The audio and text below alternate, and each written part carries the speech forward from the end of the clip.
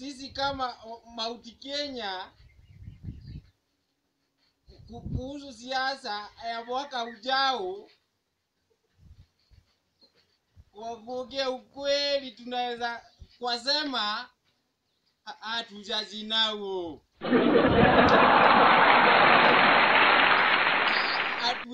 Hatuelewi kama ni kulipa deni ama ni kupelekwa CRB.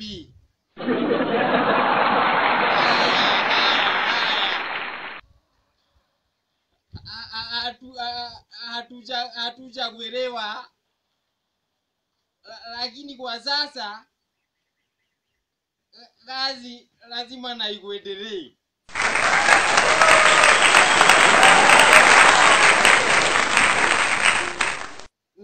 Na haswa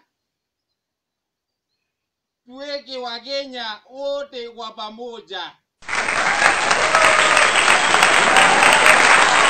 na Mungu atatusaidia.